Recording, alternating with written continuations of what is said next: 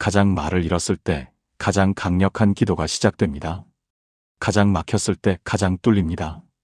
가장 할 말이 없을 때 하나님이 가장 크게 들으십니다. 이게 말이 됩니까? 네, 됩니다. 오늘 그 비밀을 성경 10가지 핵심 말씀으로 풀어드리겠습니다. 여러분이 지금 기도가 막혀 있다면 이 말씀들이 여러분의 영혼에 새로운 숨결을 불어넣을 것입니다. 혹시 이런 경험 있으신가요? 새벽에 일어나서 무릎을 꿇었는데 입이 안 떨어집니다. 하나님, 한마디 하고 멈춥니다. 뭘 어떻게 기도해야 할지 모르겠습니다. 성경을 펼쳐도 그냥 글자로만 보입니다. 아무리 애써도 기도가 하늘을 뚫고 올라가는 것 같지 않습니다. 마음은 답답한데 말이 나오지 않습니다. 그렇게 10분, 20분 앉아 있다가 그냥 일어납니다. 오늘도 기도 못했네. 자책하며 하루를 시작합니다. 정말 마음이 아프지 않나요? 특히 오랫동안 신앙생활 하신 분들일수록 더 괴롭습니다. 나는 왜 이렇게 기도가 안 될까? 다른 사람들은 쉽게 하는 것 같은데 하나님이 정말 나를 듣고 계실까? 이런 생각이 꼬리를 물고 일어납니다. 그런데 여러분, 놀라운 진실을 말씀드리겠습니다. 바로 그 순간이 가장 강력한 기도의 시작입니다. 할 말을 잃은 그 자리에 하나님의 음성이 들어옵니다. 막혔다고 느끼는 바로 그때 성령님이 일하십니다. 무기력하다고 생각하는 그 순간에 하나님의 능력이 완전해집니다. 오늘 제가 나누려는 10가지 말씀은 단순한 위로가 아닙니다. 이것은 기도가 막혔을 때 붙잡아야 할 생명줄입니다. 각각의 말씀이 여러분의 영혼에 새로운 통로를 열어줄 것입니다. 막힌 기도의 입구를 뚫어줄 것입니다. 침묵 속에서도 하나님과 교통하는 방법을 알려줄 것입니다. 준비되셨습니까? 지금부터 10가지 핵심 말씀을 하나씩 풀어가겠습니다. 이 말씀들을 여러분의 마음 깊이 새기시길 바랍니다. 무릎을 꿇었는데 할 말이 없습니다. 입을 열려고 해도 아무 소리도 나오지 않습니다. 머릿속은 복잡한데 정리가 안 됩니다. 기도 제목은 많은데 어떻게 말해야 할지 모르겠습니다. 그냥 하나님 하고 앉아만 있습니다. 이럴 때 우리는 죄책감을 느낍니다. 나는 왜 이렇게 기도를 못할까? 하나님께 죄송하다. 그런데 로마서 8장 26절을 보십시오. 이와 같이 성령도 우리의 연약함을 도우시나니 우리는 마땅히 기도할 바를 알지 못하나 오직 성령이 말할 수 없는 탄식으로 우리를 위하여 친히 간구하시느니라. 이 말씀이 무엇을 의미합니까? 우리가 할 말을 잃었을 때 성령님이 대신 기도하신다는 것입니다. 우리가 무슨 말을 해야 할지 모를 때 성령님이 우리를 위해 간구하신다는 것입니다. 말할 수 없는 탄식으로 친히 기도하신다는 것입니다. 여러분, 이것이 얼마나 놀라운 은혜입니까? 우리의 무능력이 성령님의 사역을 가로막는 것이 아닙니다. 오히려 우리의 무능력이 성령님의 능력이 드러나는 통로가 됩니다. 우리가 할 말을 잃었을 때 성령님이 더 깊이 일하십니다. 우리가 침묵할 때 성령님의 음성이 더 크게 들립니다. 그러니 기도가 막혔다고 좌절하지 마십시오. 그 순간이야말로 성령님께 온전히 의지하는 시간입니다. 여러분의 침묵 속에서 성령님이 말할 수 없는 탄식으로 기도하고 계십니다. 2022년 가을 한 권사님을 만났습니다. 50대 중반의 이분은 20년 넘게 새벽 기도를 빠지지 않으셨습니다. 그런데 남편의 사업 실패 이후 기도가 막혔다고 하셨습니다. 목사님, 무릎 꿇으면 그냥 눈물만 나요. 말이 안 나와요. 저는 이 로마서 말씀을 나누었습니다. 권사님, 그 눈물이 바로 성령님의 기도입니다. 말이 없어도 괜찮습니다. 성령님이 대신 기도하고 계십니다. 6개월 후 그 권사님이 찾아오셨습니다. 목사님, 이제 알겠어요. 제가 말을 잃은 그 시간이 가장 깊은 기도였어요. 성령님이 저를 위해 울어주셨던 거예요. 여러분도 지금 그런 시간을 지나고 계신가요? 할 말을 잃었습니까? 그렇다면 감사하십시오. 바로 그 순간 성령님이 여러분을 위해 말할 수 없는 탄식으로 기도하고 계십니다. 여러분의 침묵은 실패가 아닙니다. 성령님께 길을 내어드리는 겸손입니다. 그러니 오늘부터는 기도가 막힐 때 이렇게 고백하십시오. 성령님, 제가 할 말을 잃었습니다. 대신 기도해 주소서. 이것이 가장 강력한 기도의 시작입니다. 때로 우리는 기도할 때 너무 정돈된 말만 하려고 합니다. 하나님께는 정제된 언어로 품위 있게 기도해야지. 그러다 보니 진짜 속마음은 숨기고 겉으로만 예쁜 말을 합니다. 감사하다고 말하면서 속으로는 원망이 끓어오릅니다. 순종하겠다고 하면서 마음속으로는 반항이 일어납니다. 이렇게 겉과 속이 다른 기도를 하다 보면 기도가 막힙니다. 진심이 아니니까 기도가 힘이 없습니다. 하나님과의 교통이 끊어집니다. 시편 62편 8절을 보십시오. 백성들아 시시로 그를 의지하고 그의 앞에 너희 마음을 토하라. 하나님은 우리의 피난처시로다. 마음을 토하라. 이 말씀이 무엇입니까? 있는 그대로 쏟아내라는 것입니다. 억지로 포장하지 말고 가식적으로 꾸미지 말고 진짜 마음을 다 쏟아내라는 것입니다. 화가 나면 화가 난다고 말하십시오. 서운하면 서운하다고 말하십시오. 억울하면 억울하다고 말하십시오. 하나님은 여러분의 진심을 원하십니다. 예쁘게 포장된 거짓말이 아니라 지저분해 보여도 진실한 마음을 원하십니다.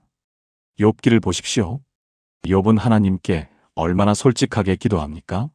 내가 태어난 날이 멸망하였더라면 왜 나를 태어나게 하셨습니까? 이런 절규를 하나님께 쏟아냅니다.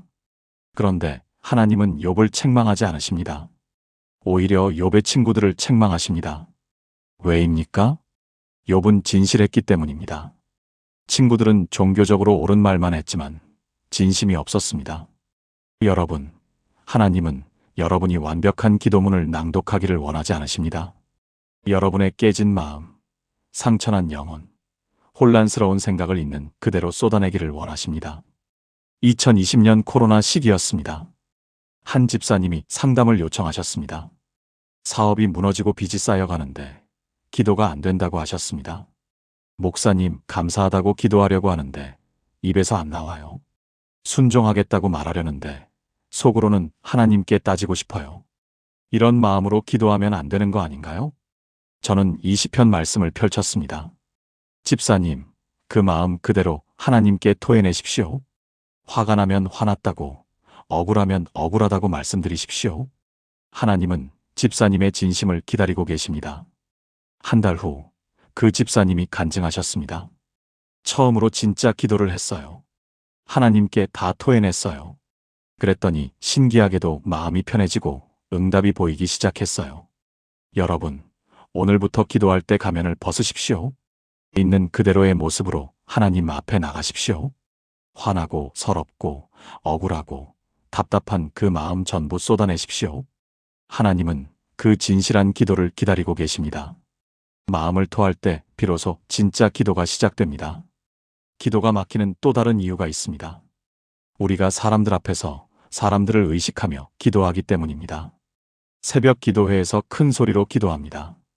옆 사람이 듣고 있으니 좋은 말, 은혜로운 말을 해야 합니다. 금요철야에서 통성 기도를 합니다. 다른 사람들도 열심히 하니까 나도 열심히 해야 합니다. 이렇게 사람을 의식하는 기도는 진짜 기도가 아닙니다. 하나님과의 교통이 아니라 사람에게 보이는 종교 행위입니다. 그러니 기도가 막힙니다. 힘이 없습니다. 마태복음 6장 6절을 보십시오. 너는 기도할 때에 내 골방에 들어가 문을 닫고 은밀한 중에 계신 내 아버지께 기도하라. 은밀한 중에 보시는 내 아버지께서 갚으시리라. 골방에 들어가라. 문을 닫으라. 은밀한 중에 기도하라. 왜 이렇게 말씀하십니까? 기도는 하나님과 나 사이의 은밀한 교제이기 때문입니다. 다른 사람이 들어올 수 없는 오직 하나님과 나만의 시간이기 때문입니다. 그곳에서는 체면을 차릴 필요가 없습니다. 멋진 기도문을 낭독할 필요가 없습니다. 그냥 아버지 앞에 선 자녀로서 진솔하게 이야기하면 됩니다. 울어도 됩니다. 소리 없이 앉아만 있어도 됩니다. 중얼거려도 됩니다. 왜냐하면 은밀한 중에 보시는 아버지께서 다 아시기 때문입니다. 여러분, 혹시 새벽 기도회나 금요철야에만 의존하고 계시지는 않습니까? 공동체 기도는 분명 중요합니다. 그러나 그것이 전부가 되어서는 안 됩니다. 골방 기도, 은밀한 기도가 먼저 있어야 합니다. 하나님과 단둘이 있는 그 시간이 있어야 합니다. 2018년 30대 청년 한 분을 상담했습니다. 신앙생활 10년 차인데 기도가 형식적이라고 고백했습니다. 새벽 기도회는 매일 나가는데요. 집에서는 기도를 안 해요. 혼자 있으면 뭘 어떻게 기도해야 할지 모르겠어요. 저는 이 말씀을 나누고 도전했습니다. 한 달만 골방 기도를 시작해 보세요. 매일 10분이라도 아무도 없는 방에서 하나님과 단둘이 있어 보세요. 3개월 후 그 청년이 찾아왔습니다. 얼굴이 완전히 달라져 있었습니다. 목사님, 제 신앙생활이 180도 바뀌었어요. 골방에서 하나님을 처음으로 만났어요. 새벽 기도회는 준비 운동이었고 진짜 기도는 골방에서 시작되더라고요. 여러분, 오늘부터 골방 기도를 시작하십시오. 하루 10분이라도 좋습니다. 아무도 없는 곳에서, 아무도 듣지 않는 곳에서 오직 하나님과 단둘이 있는 시간을 가지십시오. 그곳에서 진짜 기도가 시작됩니다. 은밀한 중에 보시는 아버지께서 반드시 응답하실 것입니다. 네 번째, 담대히 나아가라는 말씀. 많은 사람들이 기도하지 못하는 이유가 있습니다. 내가 감히 하나님께 나아가도 될까? 나 같은 죄인이 하나님 앞에 설 자격이 있을까? 나는 너무 부족하고 연약한데. 이런 생각 때문에 기도를 시작하지 못합니다. 하나님 앞에 나아가는 것 자체를 두려워합니다. 특히 큰 죄를 지었거나 오랫동안 신앙생활을 떠나 있었거나 하나님께 실망을 드린 일이 있으면 더욱 그렇습니다. 하나님께서 나를 받아주실까? 내 기도를 들어주실까? 이런 두려움이 기도를 가로막습니다. 히브리서 4장 16절을 보십시오. 그러므로 우리는 긍휼하심을 받고 때를 따라 돕는 은혜를 얻기 위하여 은혜의 보좌 앞에 담대히 나아갈지니라. 담대히 나아가라. 이 말씀이 무엇입니까? 두려워하지 말고 주저하지 말고 당당하게 나아가라는 것입니다. 왜 담대할 수 있습니까? 우리가 의롭기 때문입니까? 우리가 완벽하기 때문입니까? 아닙니다. 예수 그리스도의 보혈 때문입니다. 예수님이 우리의 모든 죄를 대신 지고 십자가에서 죽으셨습니다. 그 피가 우리의 모든 허물을 씻었습니다. 그래서 우리는 담대히 하나님 앞에 나아갈 수 있습니다. 자격 때문이 아니라 은혜 때문입니다.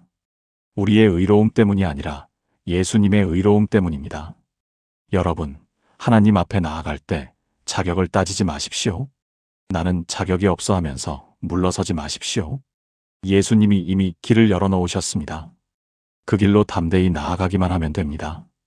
2021년 60대 권사님 한 분이 상담을 요청하셨습니다. 30년 전에 큰 잘못을 저질렀고 그 죄책감 때문에 평생 제대로 기도하지 못했다고 하셨습니다. 목사님, 저는 하나님 앞에 나아갈 자격이 없어요. 그때 그 일만 생각하면 무릎이 꿇어지지 않아요. 눈물을 흘리며 고백하셨습니다. 저는 이 히브리서 말씀을 펼쳤습니다. 권사님, 자격 때문에 나아가는 게 아니라 은혜 때문에 나아가는 겁니다. 예수님의 피가 모든 죄를 씻었습니다. 30년 전 그 죄도 이미 십자가에서 다 처리됐습니다. 그날 저녁 그 권사님은 생애 처음으로 진짜 자유로운 기도를 했다고 간증하셨습니다. 하나님 아버지라고 부르는데 눈물이 쏟아졌어요. 30년 만에 처음으로 담대히 나아갔어요. 여러분도 혹시 자격 없다는 생각 때문에 주저하고 계십니까? 과거의 죄 때문에 하나님 앞에 서기가 두렵습니까? 오늘 이 말씀을 붙드십시오. 예수 그리스도의 보혈이 여러분의 모든 죄를 씻었습니다. 더 이상 자격을 따지지 마십시오. 담대히 나아가십시오. 은혜의 보좌 앞에 긍휼하심을 받기 위하여, 때를 따라 돕는 은혜를 얻기 위하여 담대히 나아가십시오. 하나님은 여러분을 기다리고 계십니다. 5번째, 의인의 간구는 역사하는 힘이 크다는 말씀. 기도가 막히는 또 다른 이유가 있습니다. 내 기도가 무슨 소용이 있을까? 나 같은 사람의 기도를 하나님이 들으실까? 나는 특별한 사람도 아닌데. 이런 회의감이 기도를 가로막습니다. 특히 다른 사람들의 기도는 응답받는 것 같은데 내 기도만 응답이 없을 때 더욱 그렇습니다. 나는 믿음이 부족한가 봐. 나는 영적으로 성숙하지 못한가 봐. 이렇게 자신을 정죄하고 기도를 포기합니다. 야고보서 5장 16절을 보십시오. 의인의 간구는 역사하는 힘이 크니라. 의인의 간구. 여러분, 여기서 의인이 누구입니까? 특별히 거룩한 사람입니까? 목사나 장로, 권사나 집사 같은 직분자입니까? 금식 기도를 많이 한 사람입니까? 아닙니다. 예수 그리스도를 믿는 모든 사람이 의인입니다. 로마서 3장 22절이 말합니다. 곧 예수 그리스도를 믿음으로 말미암아 모든 믿는 자에게 미치는 하나님의 의인이. 여러분이 예수님을 믿는다면 여러분은 의인입니다. 여러분의 행위 때문이 아니라 예수님의 애 때문입니다. 그래서 여러분의 기도는 역사하는 힘이 큽니다. 여러분의 간구는 하늘을 움직입니다. 평범한 사람의 평범한 기도라도 예수님의 이름으로 드리면 하나님이 들으십니다. 2019년 한 집사님이 간증하셨습니다. 딸이 대학 입시에서 계속 떨어졌습니다. 재수를 하고 삼수를 했는데도 원하는 대학에 합격하지 못했습니다. 그 집사님은 너무 괴로워서 기도를 포기하려고 했습니다. 저는 믿음이 없나 봐요. 제 기도는 힘이 없나 봐요. 그때 이 야고보서 말씀이 마음에 들어왔다고 합니다. 아, 내가 의인이구나. 예수님 때문에 내 기도가 역사하는 힘이 크구나. 그날부터 다시 무릎을 꿇었습니다. 하나님, 저는 평범한 집사지만 예수님의 이름으로 기도합니다. 6개월 후 딸이 편입으로 원하던 대학에 합격했습니다. 목사님, 제가 대단한 사람이어서가 아니라 예수님 때문에 응답받았어요. 여러분, 자신을 과소평가하지 마십시오. 여러분은 의인입니다. 예수 그리스도의 보혈로 의롭게 된 하나님의 자녀입니다. 그래서 여러분의 기도는 하늘을 움직이는 능력이 있습니다. 평범해 보여도, 작아 보여도, 보잘것없어 보여도 여러분의 기도는 역사하는 힘이 큽니다. 오늘부터 이 확신을 가지고 기도하십시오. 나는 의인이다. 내 기도는 역사하는 힘이 크다. 이 고백이 여러분의 기도를 살아나게 할 것입니다. 5번째 의인의 간구는 역사하는 힘이 크다는 말씀. 기도가 막히는 또 다른 이유가 있습니다. 내 기도가 무슨 소용이 있을까? 나 같은 사람의 기도를 하나님이 들으실까? 나는 특별한 사람도 아닌데. 이런 회의감이 기도를 가로막습니다. 특히 다른 사람들의 기도는 응답받는 것 같은데 내 기도만 응답이 없을 때 더욱 그렇습니다. 나는 믿음이 부족한가 봐. 나는 영적으로 성숙하지 못한가 봐. 이렇게 자신을 정죄하고 기도를 포기합니다. 야고보서 5장 16절을 보십시오. 의인의 간구는 역사하는 힘이 크니라. 의인의 간구. 여러분, 여기서 의인이 누구입니까? 특별히 거룩한 사람입니까? 목사나 장로, 권사나 집사 같은 직분자입니까? 금식 기도를 많이 한 사람입니까? 아닙니다. 예수 그리스도를 믿는 모든 사람이 의인입니다. 로마서 3장 22절이 말합니다. 곧 예수 그리스도를 믿음으로 말미암아 모든 믿는 자에게 미치는 하나님의 의인이. 여러분이 예수님을 믿는다면 여러분은 의인입니다. 여러분의 행위 때문이 아니라 예수님의 애 때문입니다. 그래서 여러분의 기도는 역사하는 힘이 큽니다. 여러분의 간구는 하늘을 움직입니다. 평범한 사람의 평범한 기도라도 예수님의 이름으로 드리면 하나님이 들으십니다. 2019년 한 집사님이 간증하셨습니다. 딸이 대학 입시에서 계속 떨어졌습니다. 재수를 하고 삼수를 했는데도 원하는 대학에 합격하지 못했습니다. 그 집사님은 너무 괴로워서 기도를 포기하려고 했습니다. 저는 믿음이 없나 봐요. 제 기도는 힘이 없나 봐요. 그때 이 야고보서 말씀이 마음에 들어왔다고 합니다. 아, 내가 의인이구나. 예수님 때문에 내 기도가 역사하는 힘이 크구나. 그날부터 다시 무릎을 꿇었습니다. 하나님, 저는 평범한 집사지만 예수님의 이름으로 기도합니다. 6개월 후 딸이 편입으로 원하던 대학에 합격했습니다. 목사님, 제가 대단한 사람이어서가 아니라 예수님 때문에 응답받았어요. 여러분, 자신을 과소평가하지 마십시오. 여러분은 의인입니다. 예수 그리스도의 보혈로 의롭게 된 하나님의 자녀입니다. 그래서 여러분의 기도는 하늘을 움직이는 능력이 있습니다. 평범해 보여도, 작아 보여도, 보잘것없어 보여도 여러분의 기도는 역사하는 힘이 큽니다. 오늘부터 이 확신을 가지고 기도하십시오. 나는 의인이다. 내 기도는 역사하는 힘이 크다. 이 고백이 여러분의 기도를 살아나게 할 것입니다. 6번째, 아무것도 염려하지 말고 기도하라는 말씀. 기도가 막히는 가장 큰 이유 중 하나가 염려입니다. 염려가 마음을 꽉 채우고 있으면 기도가 들어갈 자리가 없습니다. 내일 일을 어떻게 하지? 이 문제를 어떻게 해결하지? 저 사람은 왜 저럴까? 이런 걱정이 꼬리에 꼬리를 물면서 머리를 가득 채웁니다. 그러다 보니 기도할 때도 온통 걱정뿐입니다. 하나님, 이것 좀 해결해 주세요. 저것 좀 해결해 주세요. 조르고 졸라대고 불안해하는 기도만 합니다. 이런 기도는 힘이 없습니다. 하나님께 맡기는 것이 아니라 하나님께 떠넘기는 것입니다. 빌립보서 4장 6절에서 7절을 보십시오. 아무것도 염려하지 말고 다만 모든 일에 기도와 간구로 너희 구할 것을 감사함으로 하나님께 아뢰라. 그리하면 모든 지각에 뛰어난 하나님의 평강이 그리스도 예수 안에서 너희 마음과 생각을 지키시리라. 아무것도 염려하지 말라. 이 말씀이 무엇입니까? 걱정을 내려놓고 기도하라는 것입니다. 불안을 붙잡고 있지 말고 하나님께 맡기라는 것입니다. 그리고 감사함으로 아뢰라고 합니다. 왜 감사입니까? 아직 응답도 안 받았는데 왜 감사입니까? 이것이 바로 믿음입니다. 하나님이 들으신다는 확신 때문에 감사하는 것입니다. 하나님이 반드시 해결하신다는 믿음 때문에 감사하는 것입니다. 이렇게 기도하면 어떻게 됩니까? 모든 지각에 뛰어난 하나님의 평강이 마음과 생각을 지킵니다. 염려가 사라지고 평안이 임합니다.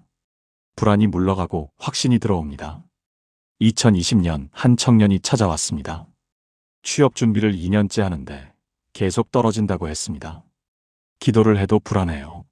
하나님께 맡긴다고 하면서도 계속 걱정돼요.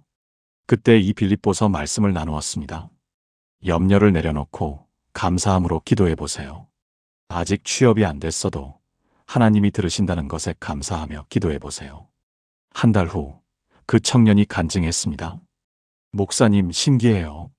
취업은 아직 안 됐는데 마음이 평안해요. 계속 불안했는데 감사하며 기도하니까 걱정이 사라졌어요. 그리고 2개월 후 좋은 회사에 합격했습니다. 염려를 내려놓으니까 오히려 응답이 더 빨리 왔어요. 여러분, 염려와 기도는 함께 갈 수 없습니다.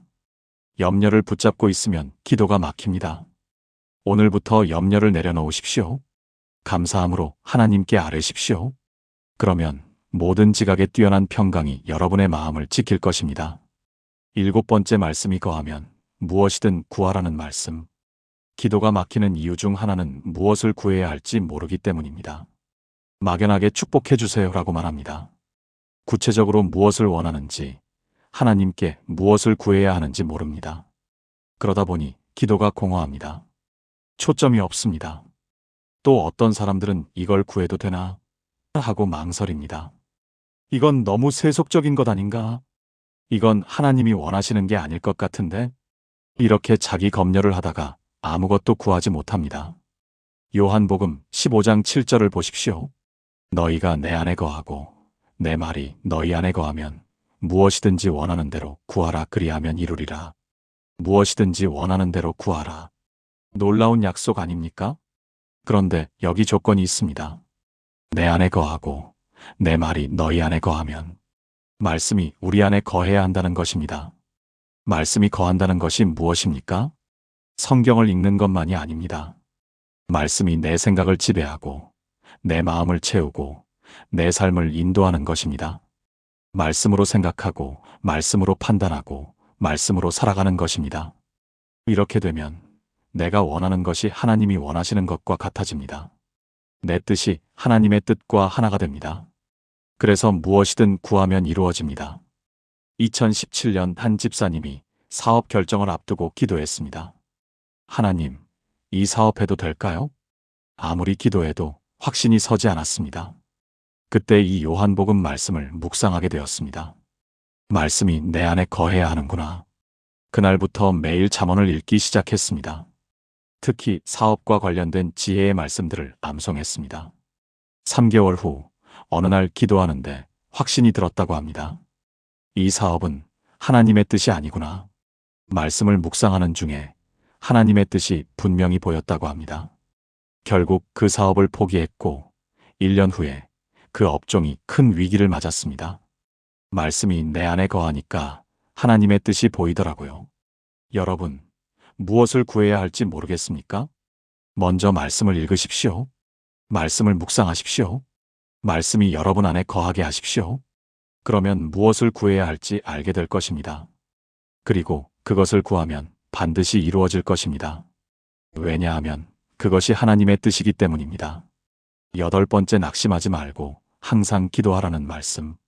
기도가 막히는 가장 큰 이유 중 하나는 낙심입니다. 이렇게 오래 기도했는데도 응답이 없네. 아무리 기도해도 소용없는 것 같아. 하나님이 정말 들으시기는 하시나? 이런 생각이 들면서 기도를 포기하게 됩니다. 특히 몇 년씩 기도했는데도 아무 변화가 없을 때 더욱 그렇습니다. 지쳐서 무릎을 들게 됩니다. 이제 그만 기도해야겠다.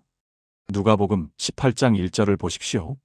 항상 기도하고 낙심하지 말아야 할 것을 그들에게 비유로 말씀하여 항상 기도하고 낙심하지 말라.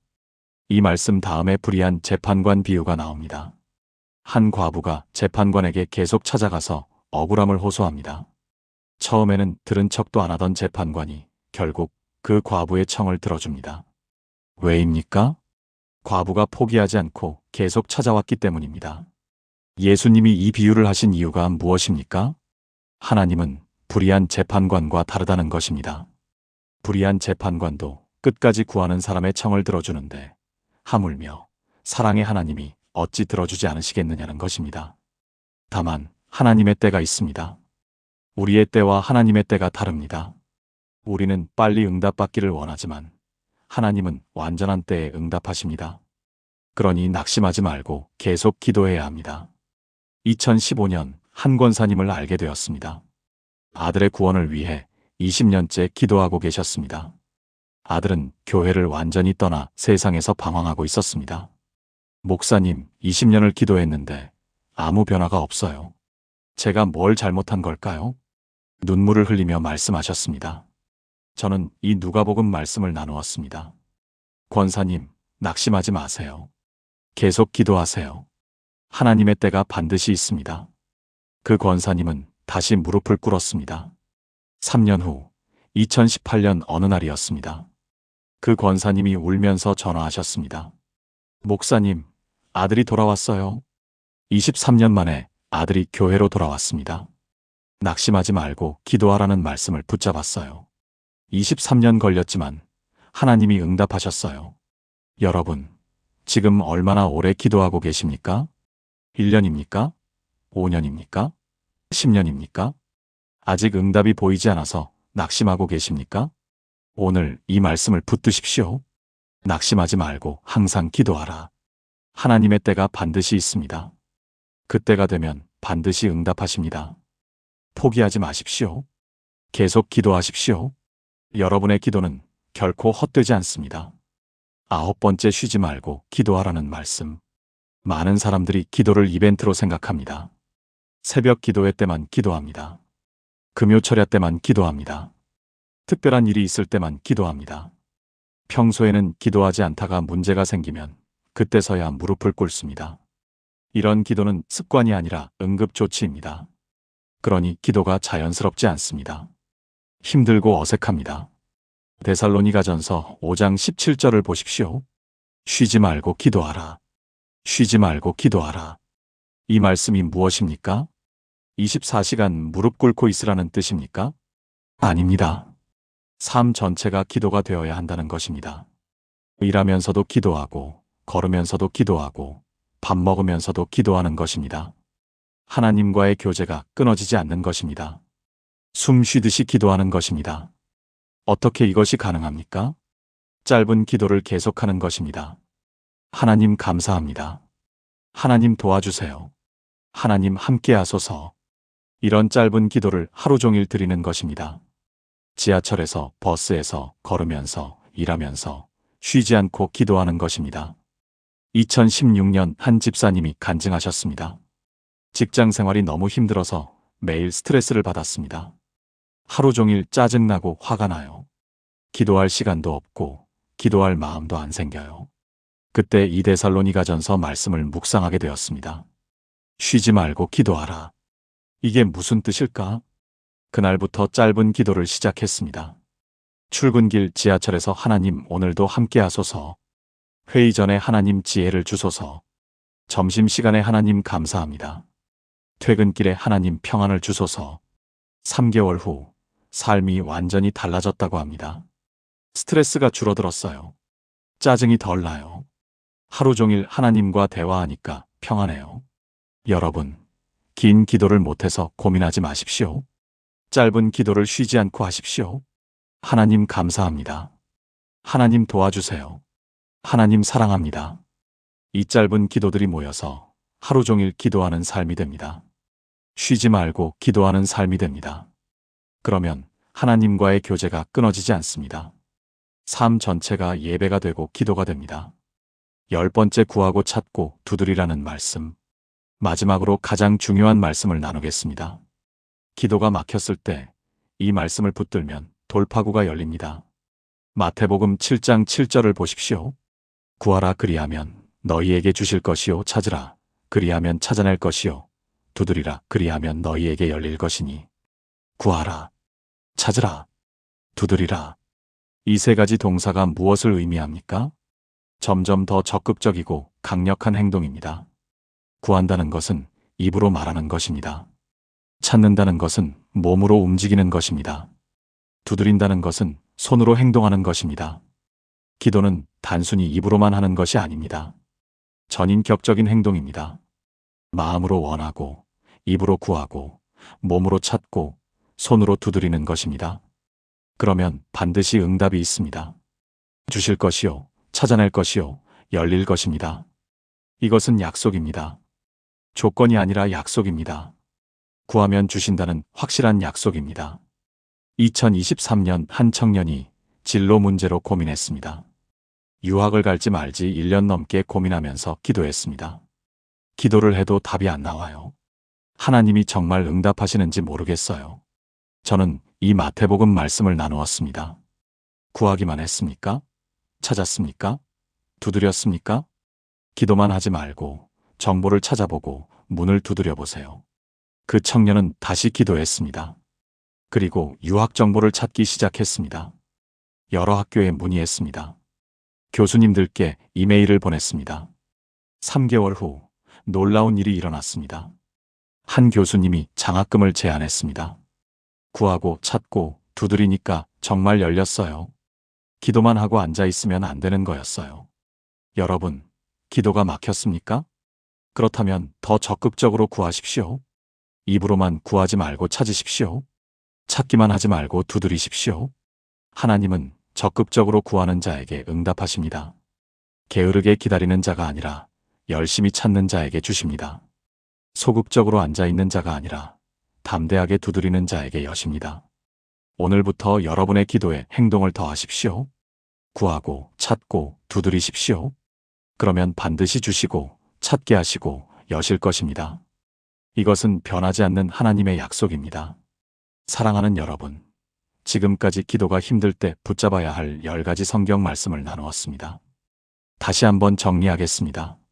첫째, 성령님이 대신 기도하십니다. 할 말을 잃었을 때가 바로 성령님이 일하시는 때입니다. 둘째, 마음을 쏟아내십시오. 하나님은 포장된 기도가 아니라 진실한 고백을 원하십니다. 셋째, 은밀한 곳에서 기도하십시오.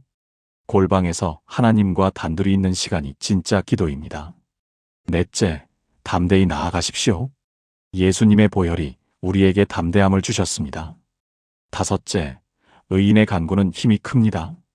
예수님을 믿는 여러분은 의인이고 여러분의 기도는 역사하는 힘이 큽니다. 여섯째, 염려를 내려놓고 감사함으로 기도하십시오. 그러면 평강이 마음을 지킬 것입니다. 일곱째, 말씀이 거하면 무엇이든 구할 수 있습니다. 말씀을 묵상하면 하나님의 뜻이 보입니다. 여덟째, 낙심하지 말고 항상 기도하십시오. 하나님의 때가 반드시 있습니다. 아홉째, 쉬지 말고 기도하십시오. 짧은 기도를 하루 종일 드리면 삶 전체가 기도가 됩니다. 열째, 구하고 찾고 두드리십시오. 적극적으로 행동하면 반드시 응답이 있습니다. 여러분, 이 10가지 말씀을 오늘부터 여러분의 기도에 적용해 보십시오. 기도가 막혔다고 포기하지 마십시오. 그 순간이야말로 새로운 기도의 시작입니다. 할 말을 잃은 그 자리에서 성령님이 일하십니다. 침묵하는 그 순간에 하나님의 음성이 들립니다. 무기력한 그때에 하나님의 능력이 완전해집니다. 오늘 이 말씀이 여러분에게 마음에 닿았다면 좋아요를 눌러주시고 댓글로 아멘이라고 고백해주세요. 그리고 지금 기도가 막혀서 힘들어하는 분이 계시다면 이 영상을 공유해주세요. 여러분의 작은 나눔이 누군가에게는 큰 위로가 될 것입니다. 하나님의 은혜가 여러분의 기도 속에 넘치기를 축복합니다. 할렐루야!